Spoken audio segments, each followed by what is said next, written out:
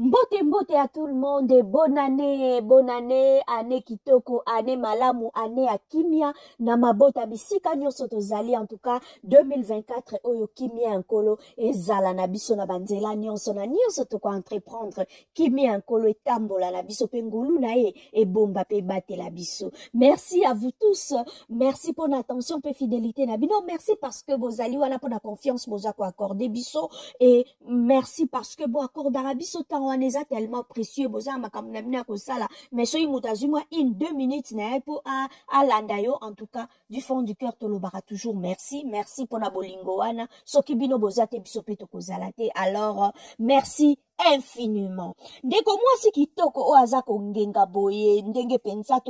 tolingaka poso kitoko mwana mwasi mwinda mwasi apemba ko tsangongi na ndako te ndenge toza komona ndeko na biso ya mwasi elle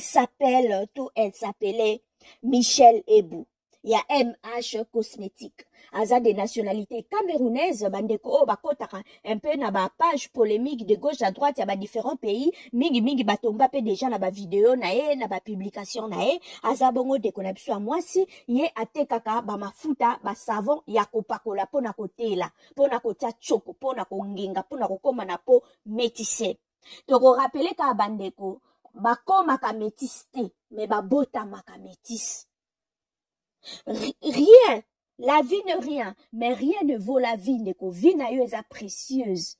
Vie na yo eza tellement précieuse qu'on memamaka na eloko nyonso o bakoki ya ko présenter yo te. Baya ko kosa ote na ba information ya lokuta. Baya ko kosa ote baya ko miroiter ote réalité moko boye oyo eza ekomema yo petit à petit okufa à petit feu malembe en utilisant un produit oza komi boma yo moko petit à petit kolukandoki na famille.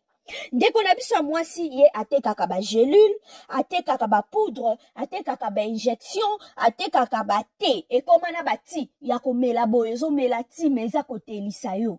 OK, ozwi tonga po otela. Ndeko na biso ya mwasi wana nde spécialité na ye. Pe eloko o ememie na liwa ezali ba produit wana o ya bandai ko salela.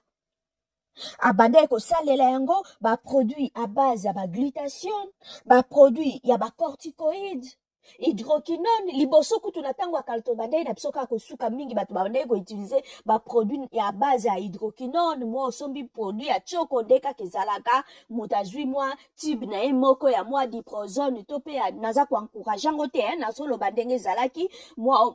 mutasombi moi peau claire na mafuta kopakola asombi extra clair asombi ba mafuta o akala ba kombo ba extra clair ba nini dek ba carolite asombi moi wana zwi moi tube na moko atie na kati po ebongisa moi poso batu mingi na choko ba bandai ko suka wana zwi moi betazole azwi moi clotec azwi moi movat bongo atetete apakoli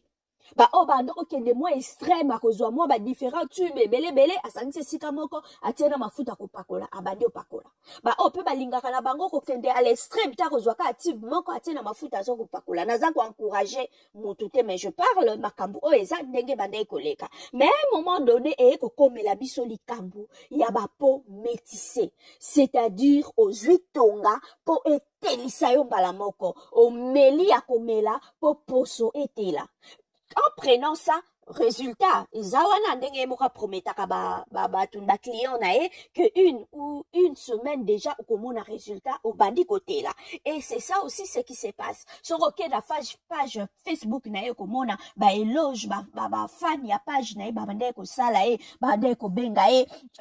la reine mère, sauce blanche, PDG de luxe, bébé bio, la reine neige, sauce gombo, nyonso wana pona ko kumisa pona choko o ya bande ko tia. Bande ko pe belé basaki ba client na bande ko tindele ba message ke na bandi ko pakola na bandi ko mona ba résultat oui résultat ko ya parce que produit aneza ko attaquer directement mais tu ne penses pas aux conséquences tango yo zoto ko zwa ba injection wana oza komi boma yomoko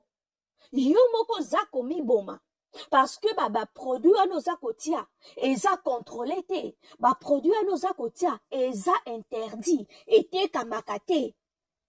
na eza autorisé te vente na yango na pays oyo vandi na ba France, Belgique, Allemagne, Angleterre, wapi États-Unis, Canada, ba produit wana eza interdit à la vente. Mususu akoloba non batekaka légalement ba déclara commerce na bango non a déclara commerce na yo yebi biloko nini oyo ya déclara. Oh, azala mikanda nyonso po ateka. Oui, azwa mikanda na poto po ateka. Mais oyebi te a déclara ba produit nini. A déclara biloko nini. Peut-être kuna ya déclara kateka kane ba mèche. Ateka kane ba kabelo. Peut-être a déclara kuna ke ateka ka peut-être ba mai ya nzoto, mai ya kosokola. Po wana pe koma kotekama. Peut-être a déclara kuna ke ye ateka ka peut-être ba